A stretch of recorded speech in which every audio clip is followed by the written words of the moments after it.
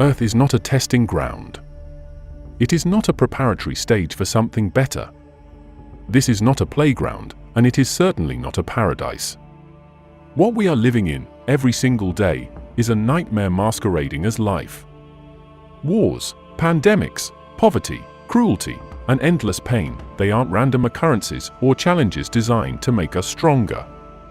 They are the defining characteristics of this realm. Welcome to hell, and if that makes you uncomfortable, good. Because the truth isn't meant to be comforting, it's meant to wake you up. Let's strip away the sanitized narratives you've been fed for centuries. Many ancient traditions, especially those outside the mainstream Abrahamic faiths, tell us that this world wasn't created by a benevolent God, but by a tyrannical force. The Gnostics called this entity the demiurge, a false god obsessed with power and control. According to their texts, the demiurge trapped divine souls in material bodies, forcing them to endure suffering and servitude in a corrupt, broken world.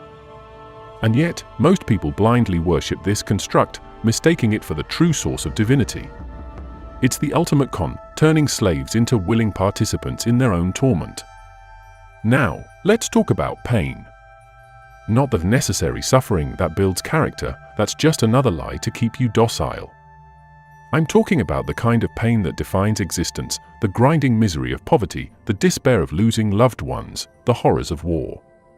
Did you know that more than 100 million people have been killed in wars just in the past century? And that's just the tip of the iceberg. We have systems of oppression that exploit billions, diseases that ravage entire populations, and an endless cycle of natural disasters wiping out lives in seconds. Ask yourself, does this sound like the design of a benevolent creator? Or does it sound like a prison designed to maximize suffering? You want more proof? Let's talk about the concept of time. Time is not your friend. It is the most relentless tormentor of all. From the moment you are born, you are on a clock. Every second, every minute brings you closer to death. And along the way, time ensures that you watch everything you love decay and fade.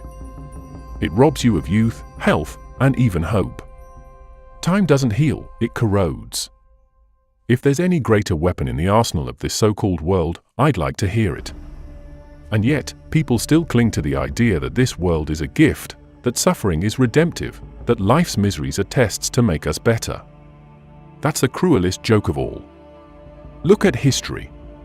Look at the millions who've been enslaved, butchered, silenced. Look at the billions struggling right now just to survive. Tell me, with a straight face, that this is God's plan. Because if it is, it's a plan straight out of a sadist's playbook. And don't let modern technology fool you into thinking we're evolving past this suffering.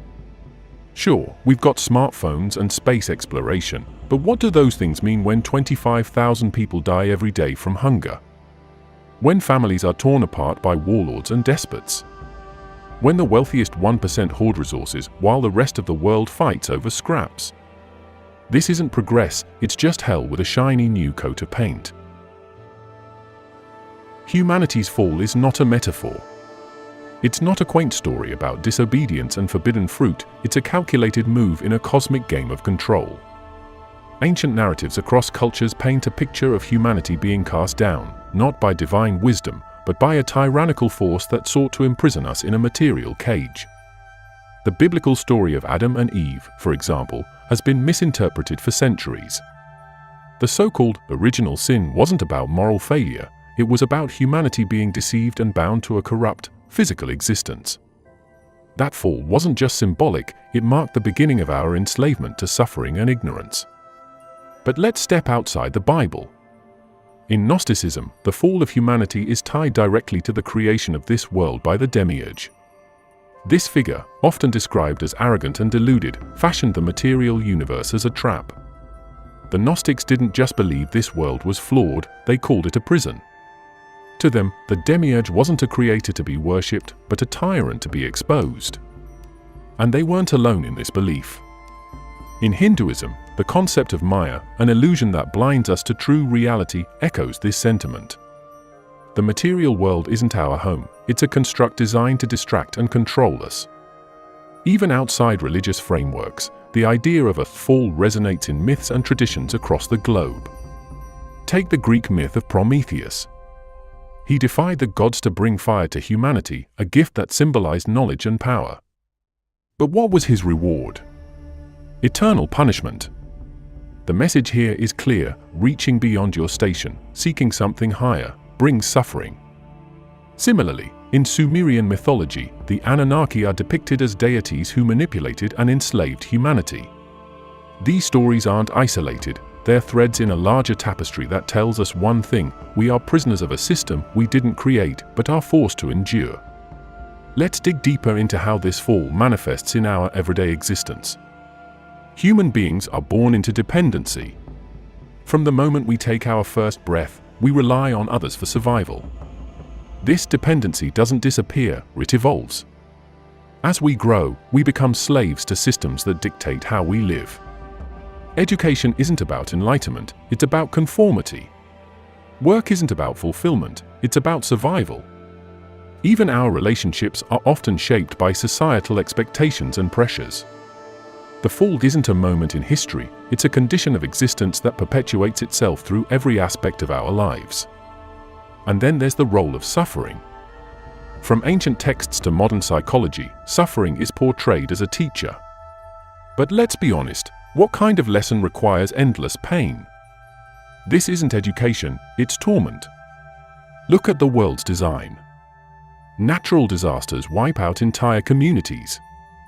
Diseases ravage the vulnerable. Violence is not an aberration, it's a constant. The system doesn't just allow suffering, it thrives on it. And the idea that this is all part of some grand, divine plan? That's the ultimate gaslight. Historically, humanity's attempts to rise above this condition have been met with brutal opposition. Revolutions are crushed. Innovators are silenced. Visionaries are labeled heretics or lunatics. Why? Because breaking free from the chains of this fallen state threatens the entire system. The powers that be, whether spiritual, metaphysical, or societal, have a vested interest in maintaining the status quo. The fall of humanity isn't just a past event, it's an ongoing reality reinforced every day by those who benefit from our suffering. This isn't conspiracy theory, it's history. From the burning of the Library of Alexandria to the Inquisition, from colonization to corporate greed, every system of control serves the same purpose: to keep humanity ignorant, divided, and subjugated. And every attempt to break free has been met with more chains. Earth is not just a flawed world, it's a highly efficient spiritual prison. This isn't an exaggeration or a metaphor. Many esoteric teachings and ancient philosophies describe our reality as a carefully constructed system designed to trap souls. The mechanisms of this prison are not chains or bars, but systems of control so intricate and pervasive that most people don't even realize they're incarcerated. First, consider the cycle of birth and death, often referred to as samsara in Eastern traditions. This cycle is presented as a natural process, a journey of the soul to achieve enlightenment. But some esoteric schools argue that samsara isn't a journey, it's a trap.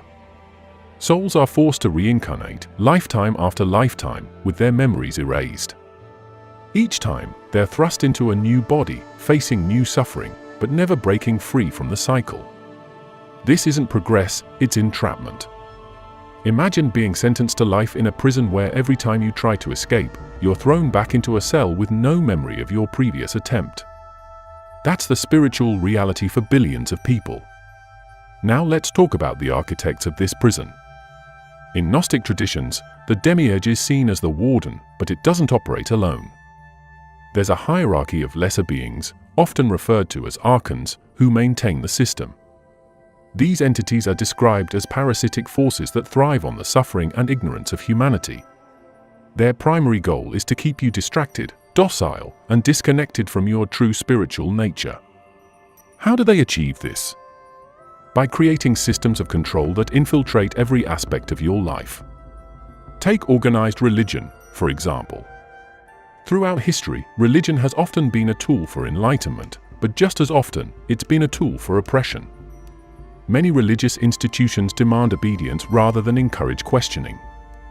They present doctrines that emphasize guilt, fear, and submission, conditioning you to accept suffering as a divine mandate.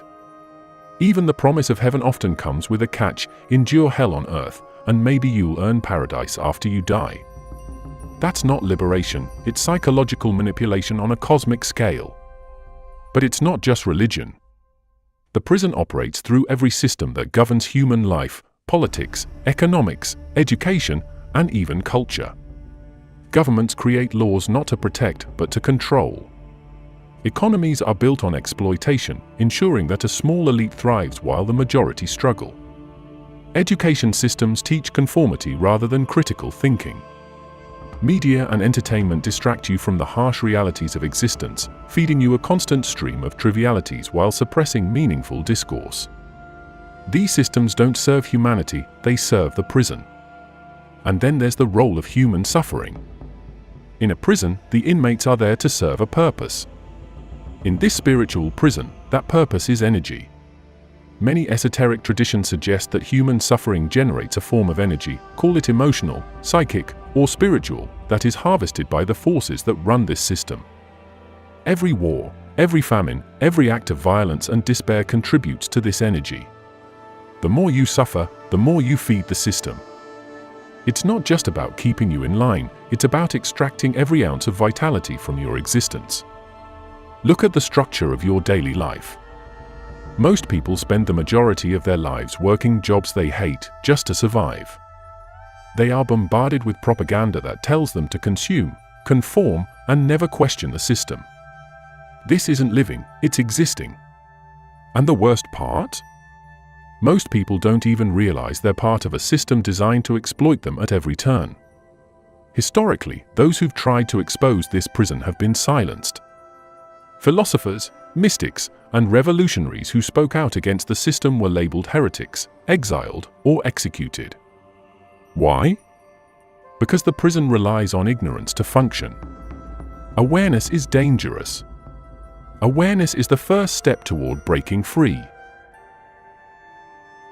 Reincarnation is often sold as a comforting concept, a cosmic do-over where you get another chance to get it right. But let's cut through the feel-good rhetoric and look at what reincarnation really is in the context of this spiritual prison. It's not a second chance. It's not a path to enlightenment. It's a cycle of captivity designed to keep you trapped in suffering and ignorance. In ancient traditions like Hinduism and Buddhism, the cycle of birth, death, and rebirth, called samsara, is central to understanding existence. But these teachings also make it clear, samsara is not a blessing. It's a problem. It's described as an endless loop of misery, where every birth brings new forms of pain, new struggles, and new attachments that keep you tied to the material world. Enlightenment, in these traditions, is the escape route, the only way out of this repetitive torment. But achieving enlightenment? That's like trying to solve a puzzle while blindfolded and shackled, because the system is stacked against you. The mechanics of reincarnation are rarely questioned. In esoteric teachings, souls are said to be recycled through lifetimes by forces beyond their control. These forces, call them cosmic administrators, spiritual gatekeepers, or the architects of this prison, erase your memory with every new birth. Why? So you can't learn from your past mistakes. Imagine being thrown into a maze, blindfolded, with no memory of the maze you just navigated. That's reincarnation in a nutshell. And the stakes are high. Reincarnation doesn't just reset your life, it resets your suffering. You're not only forced to endure new struggles, you're also made to repeat old ones. Relationships, traumas, fears, they all come back in different forms, lifetime after lifetime.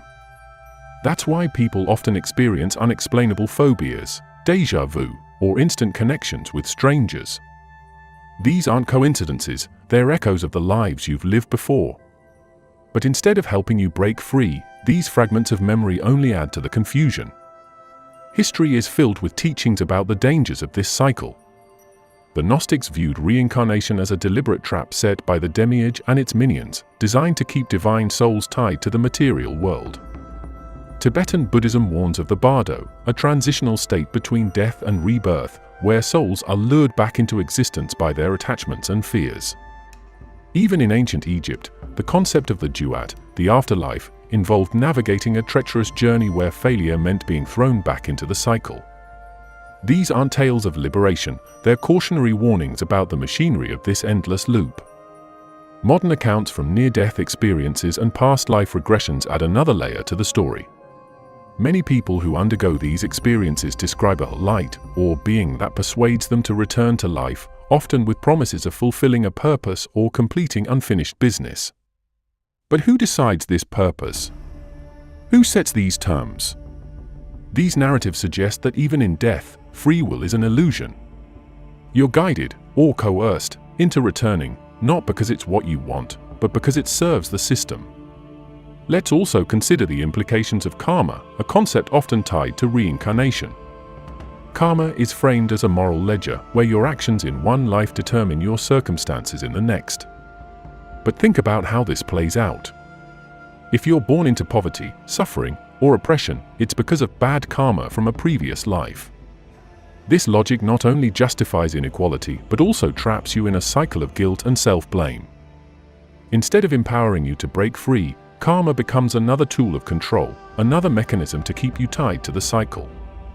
Even the promise of spiritual advancement through reincarnation is a mirage. You're told that each life brings you closer to liberation, but there's no guarantee. Most people live and die without ever questioning the system, let alone breaking free from it. And those who do try to escape are often met with obstacles so insurmountable that their efforts seem futile. The system isn't designed for liberation, it's designed for perpetuation. This world isn't just broken, it's designed to make you suffer, and the most sinister part is that it operates as a shared delusion. The idea of a collective nightmare isn't new. Philosophers, mystics, and even modern thinkers have pointed to the possibility that reality as we know it isn't real in the way we think. It's a construct, a shared hallucination designed to trap us. In the Gnostic worldview, the material universe is an illusion created by the demiurge to keep divine souls imprisoned. The illusion is so complete that most people don't even realize they're in it. They live their lives chasing material goals, satisfying superficial desires, and conforming to societal expectations, never questioning the deeper nature of their reality. This illusion isn't a benign mistake, it's a meticulously crafted mechanism. Its purpose?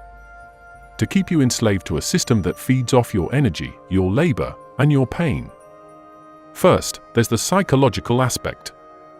From birth, you're conditioned to accept the world as it is. Schools teach you to obey authority, follow rules, and fit into predetermined roles.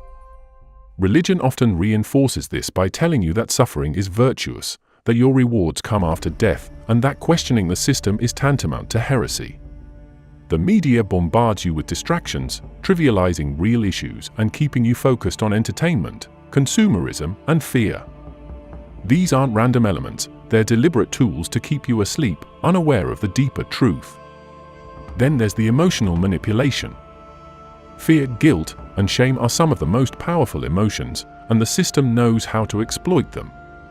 Governments use fear to control populations, fear of war, fear of poverty, fear of the other.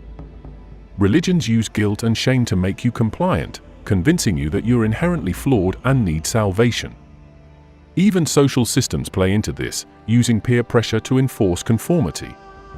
Every part of your life is designed to keep you emotionally entangled in the nightmare, preventing you from waking up and seeing it for what it really is. The nightmare isn't just individual, it's collective. Every war, every economic crisis, every social conflict feeds into it. The system creates artificial divisions, nations, races, religions, ideologies to keep humanity fighting among itself. While people are busy hating each other, they're not questioning the system that keeps them all enslaved. This division isn't accidental, it's engineered. Divide and conquer isn't just a military strategy, it's the foundation of the prison. Even the natural world plays a role in this collective nightmare. Disasters like earthquakes, hurricanes, and pandemics remind us of our fragility, reinforcing the sense of fear and helplessness. But these events also serve a deeper purpose. They keep humanity focused on survival, too preoccupied with immediate threats to look beyond them. The system ensures that you're always putting out fires, never questioning why the fires keep starting in the first place. One of the most insidious aspects of this collective nightmare is how it perpetuates itself. People who've bought into the illusion become its enforcers. Parents teach their children to follow the same rules they were taught. Teachers prepare students to fit into the same broken systems. Leaders promise change but maintain the status quo. The nightmare doesn't just persist, it spreads, generation after generation, because the people trapped in it become its architects. Let's talk about the concept of escape, or the lack thereof. Throughout history, there have been individuals who tried to expose the nightmare. Philosophers like Socrates, mystics like Rumi, revolutionaries like Spartacus, they all pointed to the deeper truth that something is fundamentally wrong with the world. And how were they treated? Socrates was executed, Rumi was marginalized, Spartacus was crucified. The system doesn't just suppress dissent, it punishes those who dare to wake others up. Time is often romanticized as a healer, a teacher, or even an ally. But let's strip away the sentimentality and face reality. Time is not your friend. It's the most efficient tool of control in this entire system. Time doesn't just measure your life, it governs it. It dictates every decision, every regret, and every loss. It's the prison guard you can't see but always feel. To understand the true role of time, let's go back to its origins as a concept. Early civilizations like the Sumerians and Egyptians were among the first to formalize timekeeping. They divided days into hours, months into lunar cycles, and years into seasonal rotations. At first glance, it seems innocent, humans organizing their lives around the rhythms of nature. But it didn't take long for rulers and priests to weaponize time as a tool of control. Calendars dictated when people worked, when they prayed, and even when they rested. Time became a way to structure society, and with that structure came power. Fast forward to the Industrial Revolution. Time was no longer just a tool for organizing life, it became a commodity. Clocks in factories measured productivity down to the second. Workers' lives were divided into shifts, each minute accounted for, each hour monetized. Time stopped being a natural flow and became something that could be bought, sold, and stolen. The phrase "time is money" wasn't just a metaphor, it was a reality that enslaved millions. And let's not forget the psychological impact of time. It's not just an external force, it's something deeply ingrained in your mind. From a young age, you're taught to think in terms of deadlines, schedules, and milestones. You're told that your worth is tied to how you use your time. Are you productive enough? Are you efficient? Every ticking second becomes a reminder of what you haven't accomplished, what you've lost, and how little of it you have left. Time doesn't just control your actions, it controls your emotions. The fear of running out of time creates anxiety. The regret of wasted time fuels guilt. The hope for more time keeps you striving, even when the system you're striving within is broken. These aren't accidental side effects, they're intentional. The emotional weight of time keeps you tethered to the system, always chasing, always fearing, always regretting. Let's look at how time amplifies suffering. The death of a loved one isn't just painful because of the loss itself, it's painful because time ensures that the loss is permanent. Aging isn't just a biological process, it's a constant reminder that time is taking everything away from you, your strength, your health, your opportunities. Even moments of joy are tainted by time, because you know they're fleeting. Time turns every peak into a countdown to a valley. And here's the kicker, time isn't even real in the way we think it is. Modern physics tells us that time is a dimension, not a linear progression. It's relative, malleable, and far less concrete than we experience it. But the system doesn't want you to know that. It needs you to believe in the ticking clock, the calendar, the linear march from birth to death. Because as long as you believe in the inevitability of time, you're easier to control. Time also creates the illusion of progress. Societies point to technological advancements, social changes, and historical milestones as proof that humanity is moving forward. But forward to where? Time becomes a justification for complacency. Things will get better, they say. Give it time. Meanwhile, the same cycles of suffering and exploitation repeat, generation after generation. Time isn't leading us anywhere, it's keeping us in place. Look at the systems that dominate our lives: capitalism, education, governance. All of them rely on time as a framework. You work your entire life, trading hours for dollars, hoping to retire before time runs out. You spend years in school, waiting for a future where you can finally live. But that future never comes, because time isn't leading you to freedom, it's leading you to the grave. Suffering is not just a side effect of existence, it's a resource, deliberately harvested, perpetuated, and consumed. This isn't a philosophical abstraction. It's the core mechanism of the system we're trapped in. Pain, fear, and despair aren't just byproducts of life, they are the currency of this prison. And like any resource, they serve a purpose. Let's get into how and why suffering is extracted and who, or what, benefits from it. Across cultures and traditions, there are recurring ideas that human suffering generates a type of energy. In esoteric circles, it's often referred to as louche, a spiritual byproduct created by intense emotional experiences. Think about it: war, famine, disease, oppression, these aren't random or isolated events. They're patterns. And patterns don't happen without intent. The constant global suffering isn't just coincidental, it's systemic. Every aspect of life is designed to extract suffering. Governments wage wars that devastate nations. Corporations exploit workers to generate profits. Social hierarchies ensure that billions struggle while a tiny elite hoards resources. But it's not just physical suffering, it's emotional and psychological as well. Media outlets flood us with fear and anger. Social media amplifies envy, insecurity, and loneliness. These aren't side effects of modern society, they're features. Each one adds to the pool of collective suffering, which the system depends on. And here's where it gets even darker: this energy doesn't just disappear. Some traditions suggest that this suffering is consumed, metaphorically or even literally, by entities that exist beyond our perception. In Gnostic texts, the archons are said to feed off the anguish of humanity, sustaining themselves through the energy generated by our pain.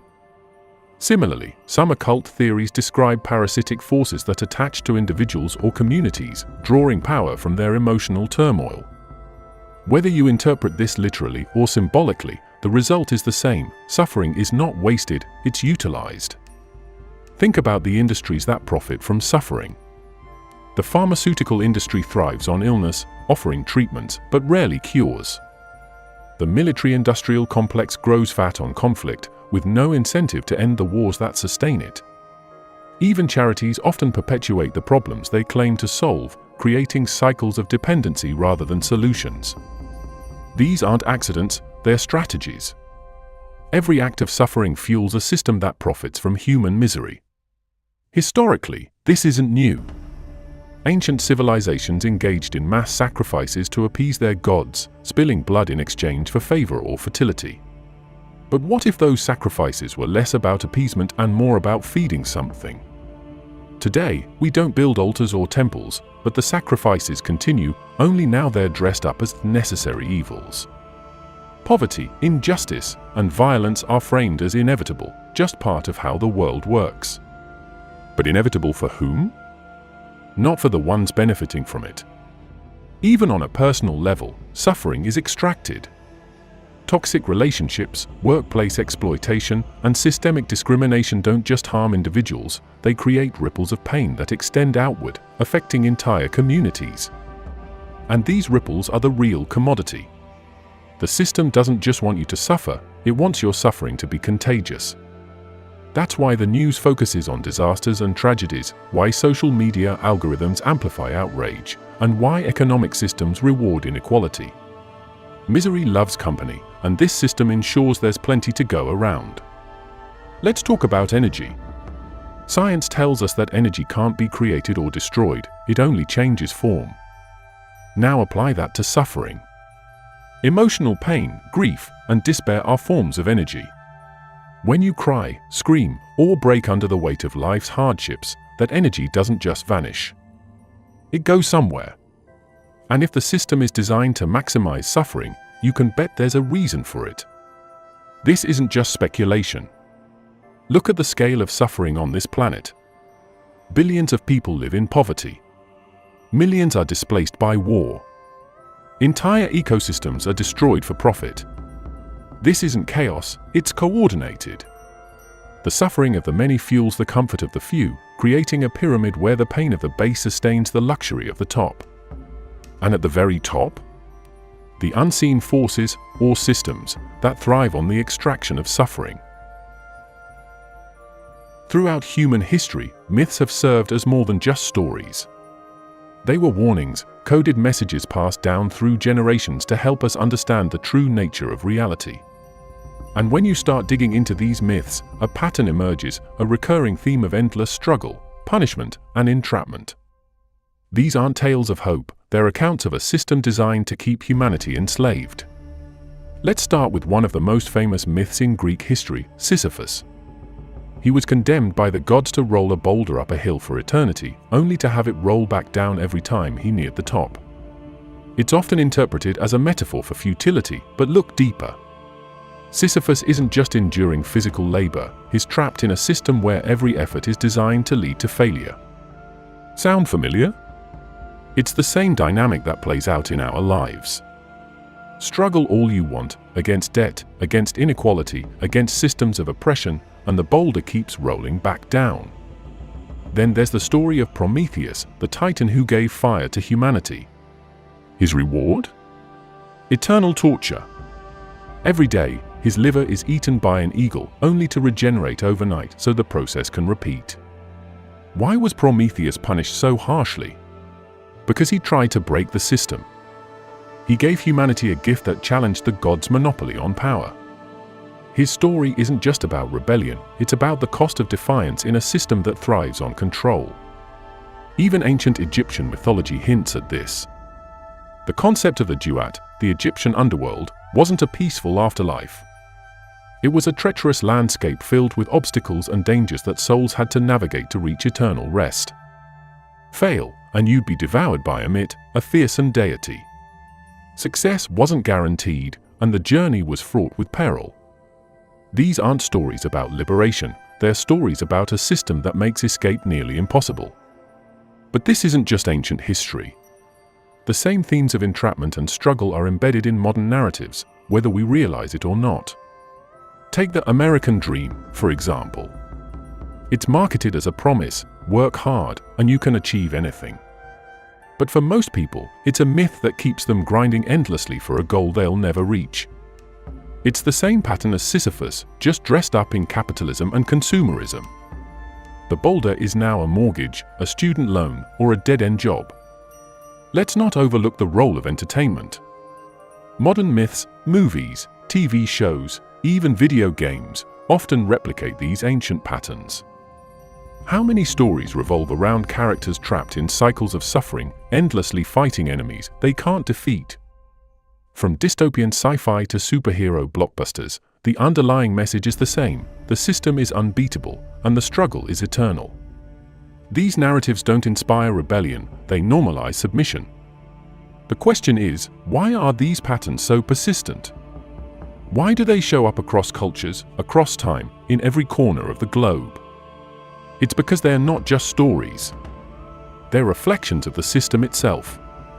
Ancient myths weren't fiction, they were survival guides, coded warnings to future generations about the prison they were born into. Modern myths, by contrast, often serve to reinforce the system, keeping people docile and distracted. Even religions, which are supposed to guide us toward higher truths, often fall into the same trap. Many religious teachings emphasize submission, obedience, and the idea that suffering is redemptive. They promise rewards in an afterlife, but only if you endure the hardships of this life without question. This isn't spiritual enlightenment, it's spiritual control. So where does that leave us? The myths, ancient and modern, paint a clear picture: the system is designed to keep us in place. Every struggle, every hardship, every cycle of suffering is part of a larger design. And while these stories may seem bleak, they hold a key: awareness. The more we understand these patterns, the better equipped we are to question them. Thank you for sticking with me through this journey. I know this topic isn't easy to digest, but the fact that you're still here means you're ready to question the narrative. And that's where change starts, with awareness. So thank you for watching, for thinking critically, and for daring to explore these uncomfortable truths. If this resonated with you, don't forget to like, comment, and share this video. Your support means the world, and it's what keeps these conversations going. Until next time, stay curious.